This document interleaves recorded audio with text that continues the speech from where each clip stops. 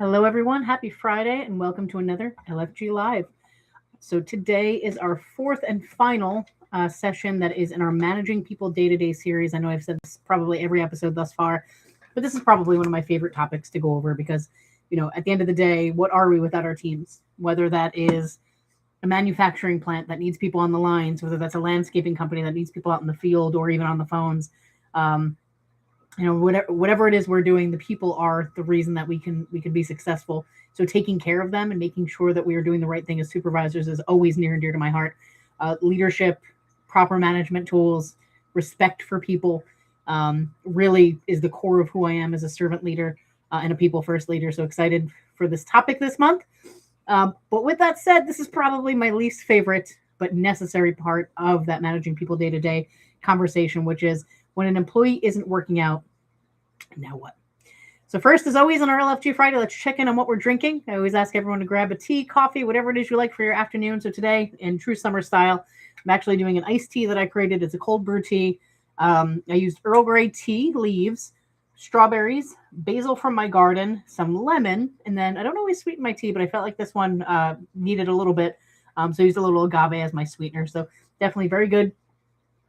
I actually learned this method from a tea sommelier on Facebook that does the methodology of a fruit, an herb, and a citrus in every tea, and hasn't gone wrong so far. So absolutely fantastic. So again, today we're going to talk about something that is never fun to talk about, but I'm going to be straight with this conversation because the topic does deserve it. This is the episode that nobody wants to have, but we have to have it for the long term of our business.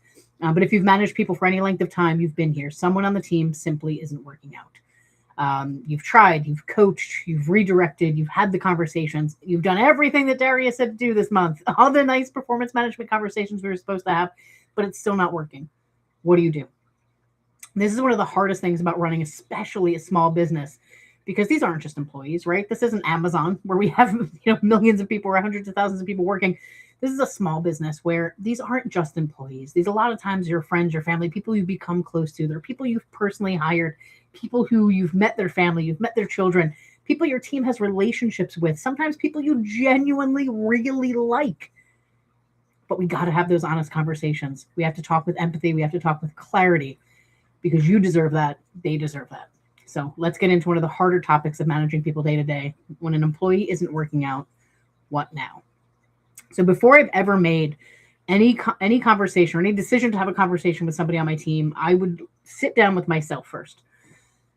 Months ago, we did the paper activity where, I had people rip up a piece of paper, and if it didn't look exactly like mine, you were in trouble, right? But the lesson in that was I wasn't giving enough direction.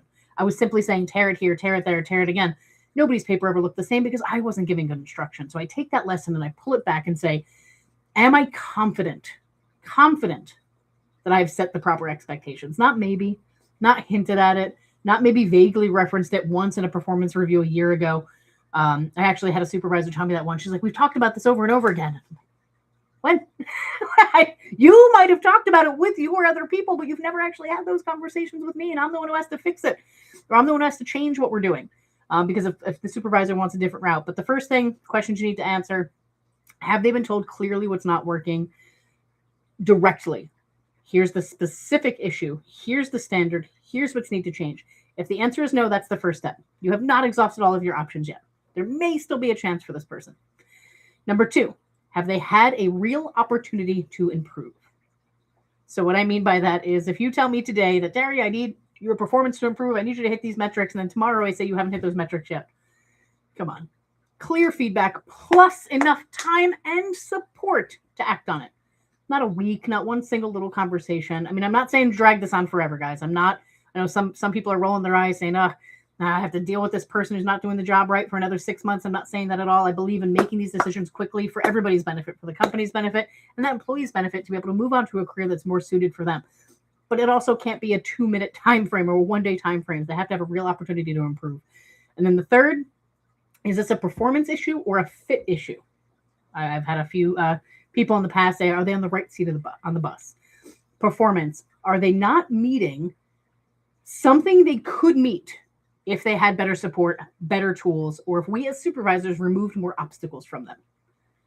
Maybe if they had more support, clear expectations, more time, they can actually get this done, right? That's performance. Or is it a fit issue? They're good. They're a nice person.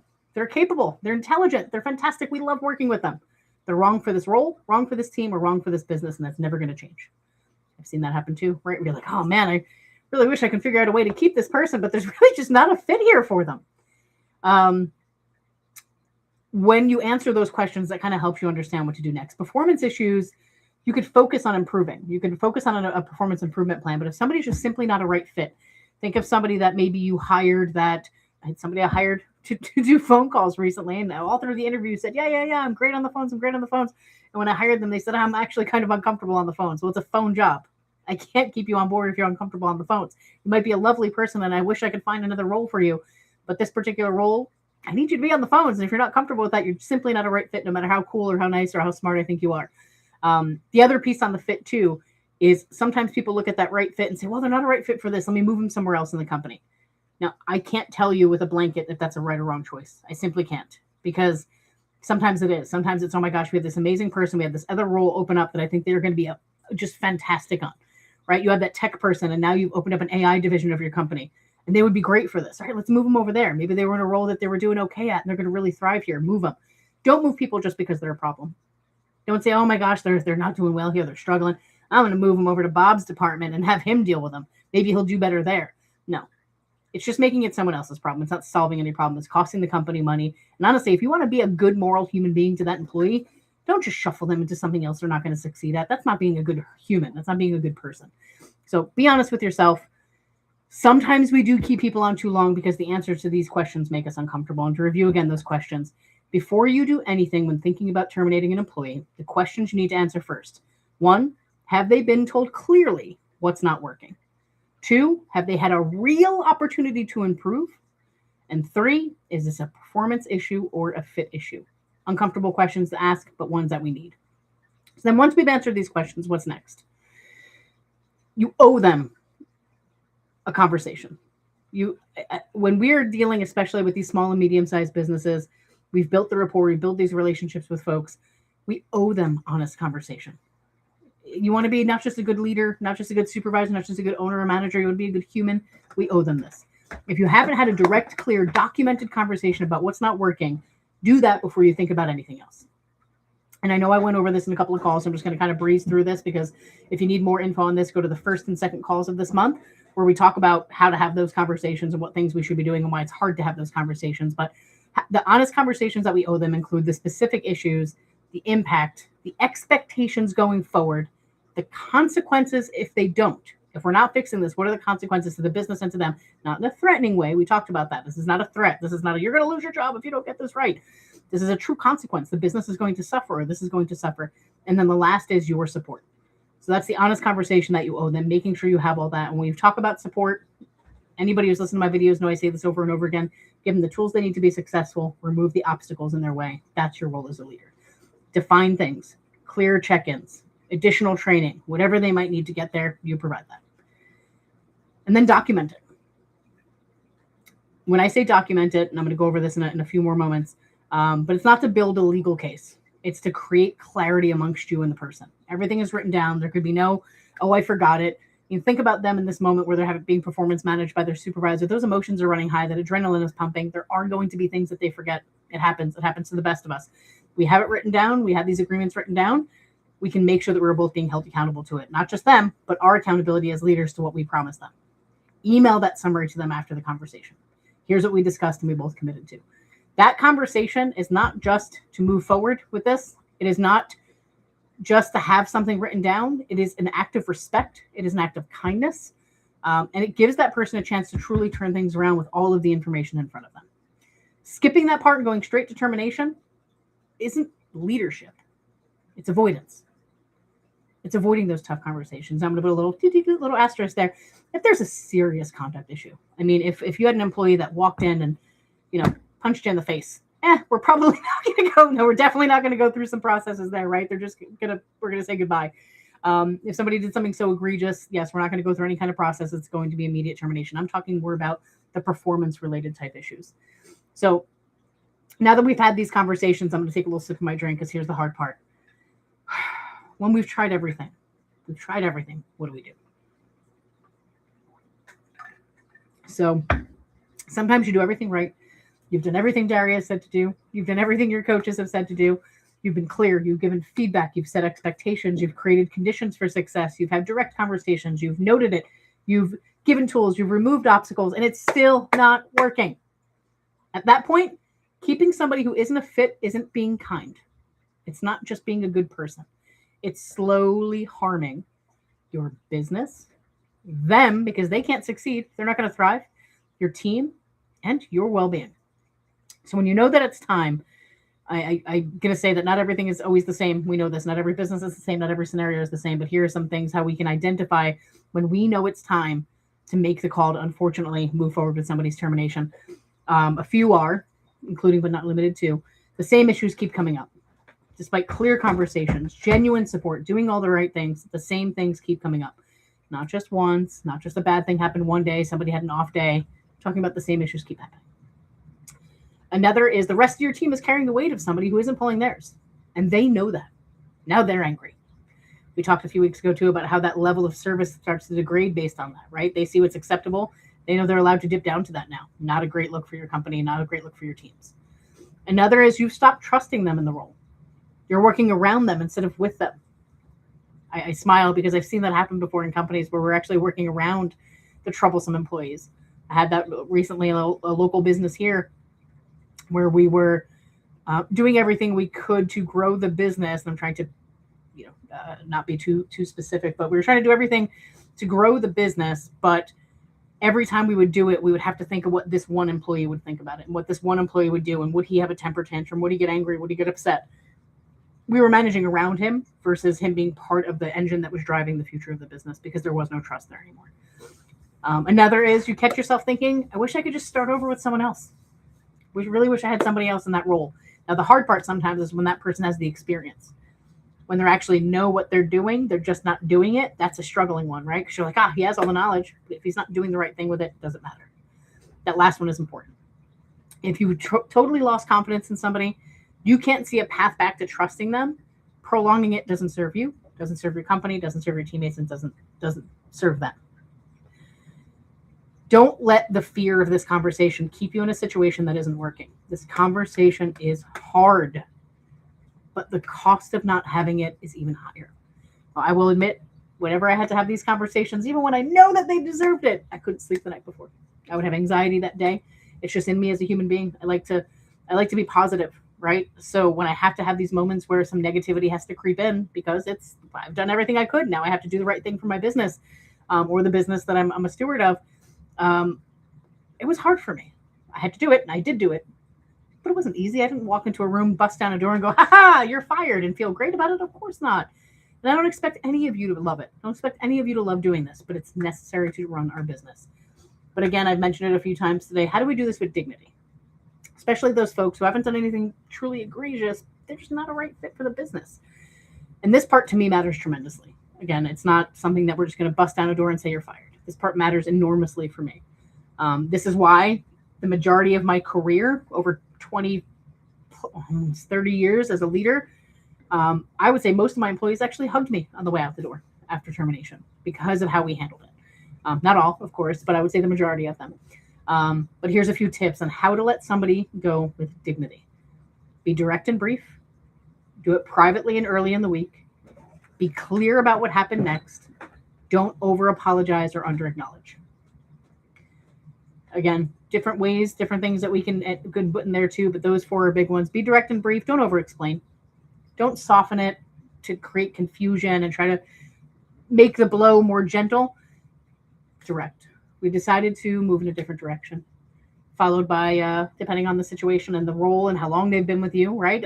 It could be anywhere from a 5 to a 20-minute conversation at the end of everything, but you don't want it to be a 20-minute apology or explanation for why the termination is happening. That should be quick.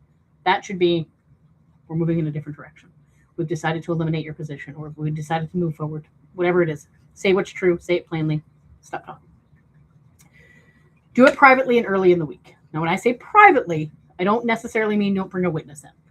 I actually want you to bring a witness in most cases, especially if you think there could be any issues or concerns, whether it be discriminatory, whether it be accusations, no matter what it might be, feel free to have a witness, whether that be somebody in person or even on a Zoom if you can't have somebody in person if you're a smaller business. But don't do it in front of others, meaning if you have a showroom and office, don't do it there. Don't do it on a Friday either. I mean, unless, again, it's something egregious. But if you're doing this based on a performance management thing, don't do it on a Friday. Leaving somebody to sit over the weekend and having them work the whole week, that's just rough. Do it earlier in the week so they have time to move forward. They have time to put job applications out and talk to potential new employers. Be clear about what happened next. Final paycheck, benefits, COBRA if eligible, references, return of any equipment. Don't leave them guessing. Don't leave them wondering what's happening next. Have those answers ready before you even sit down. Know if they have insurance. Know what products they have. If they have a company phone, a company laptop, collect that right then. But be clear about everything that's going to happen next.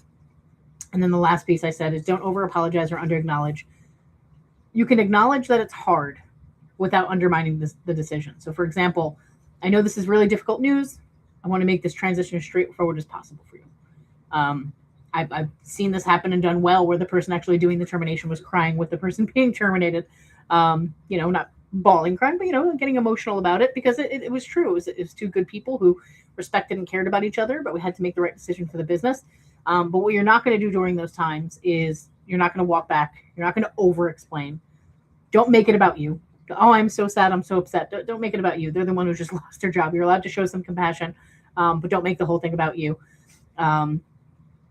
But yeah, again, don't over-apologize for it. The decision has been made. And after someone leaves, no matter how it ends, acknowledge it with your team right away. You don't owe them the details. You don't owe them the explanation. But you do need to let them know right away. So-and-so is no longer with the company. We wish them well. As of today, if there's a next step, these people, we will have a map out of who will be taking care of their clients, and that's it. But you do want to make sure the team is aware right away. Okay. And the last piece I'll say on this is I talked a lot about how to know when it's the right time to terminate somebody, how to do it, how to make sure that we're doing things with integrity. But the last I'll talk about is protecting the company. So we talked about documentation before. We talked about documentations and other calls as well. Performance management, how to have tough conversations a couple of times. And I'm not a lawyer, so I haven't appeared in court for these things. However, you know that my background is in human resources. My degree is in human resources and organizational leadership. I'm a PHR, a SHRM CP, decades of HR experience. You want to protect the company by having documentation. Anybody guess what the first comment I always hear back from that is? But Daria, we work in an at-will state. We can terminate for any reason. You're right. You're absolutely right. However, how can you prove that you did not terminate for an illegal reason? How can you prove you did not terminate for an illegal reason? If they claim discrimination, can you prove that's not the case? Can they claim hostile work environment?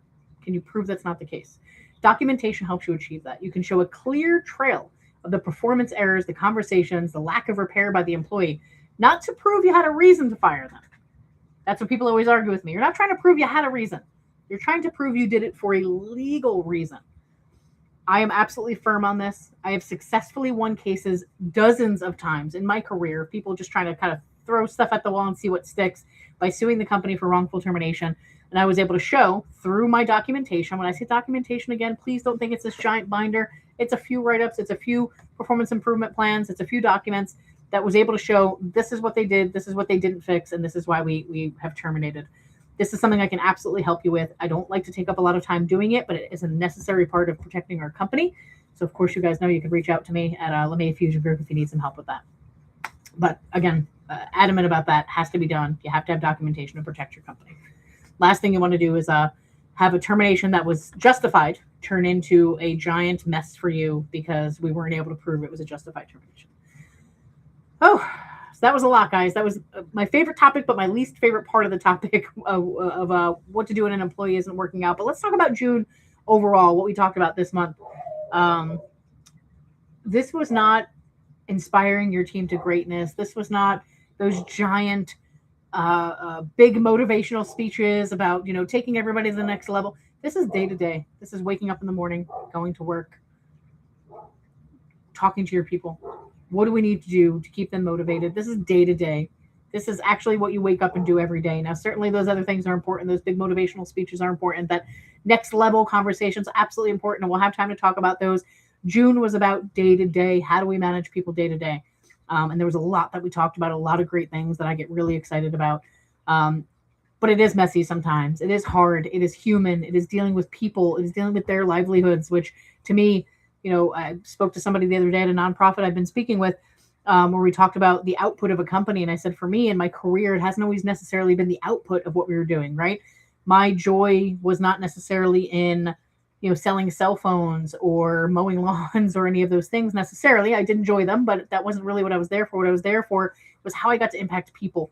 When I got to see somebody buy their first house or buy their first car or send their kids to camp that they never were able to before. And I get these pictures and these text messages. Those are the moments that I loved. And it's because of the way we treat people day to day that we're allowed to do this. So week 1 this month, we talked about the conversations most managers avoid and how avoidance is not actually the kind choice. It is not the kind choice because you're not helping people grow. Week 2, we built a feedback framework that actually works, that respects the person receiving it and is specific enough to be useful. Week 3, we tackled performance management without micromanaging. Need to free up your time and need to give our team some trust. And then today, the hardest one, what to do when it's not working out and how to handle it with honesty, care, and protecting your company. So again, the best thing you can ever do for your teams is be honest with them. Be consistent, be direct, have genuine care. And when you do that, you're going to make lasting impressions on these folks. I actually had somebody text me yesterday and the day before that hadn't worked with me for over 2 years. Again, was just saying, hey, you've made such an impact on my life. The way you led our teams was really just different than anything we've experienced before. Do you have any openings in your company today for me to come on over and work for you? So that always fills a big part of my heart when I see that happening. And it's because of how I lead people day to day, with respect, with kindness, and with looking out for them. So I always leave you guys with a few things to think about. Here's a few for today. What's the hardest part of the situation for you? Is it making the decision, having the conversation, or the aftermath? Another question, have you ever kept somebody for too long? And what did it actually cost you? And the last, what is one thing from this month, all the month, that changed how you think about managing people? We'd love to hear about that. If you want to shoot me a text, 732-508-0580, or an email at daria@lemayfusiongroup.com, or of course our website, lemayfusiongroup.com. But again, if June gave you something, a framework, a reframe, the push to have a conversation you've been putting off, tell me, let me know. Love to hear about it. Share this with somebody else if you know, another manager, another leader that might be able to benefit from it. Let them know too. But the more we are taking care of our teams, the more they're going to take care of our clients and ultimately work together to take care of our environment. But for today, happy June. We will see you next month. I'm double checking, but I'm pretty sure next month is marketing and branding. Absolutely. So July, we have marketing and branding month. Lots of exciting things to go over there. But for now, go finish your drink. Got my tea. Take a deep breath and go lead with intention today. Cheers, everyone.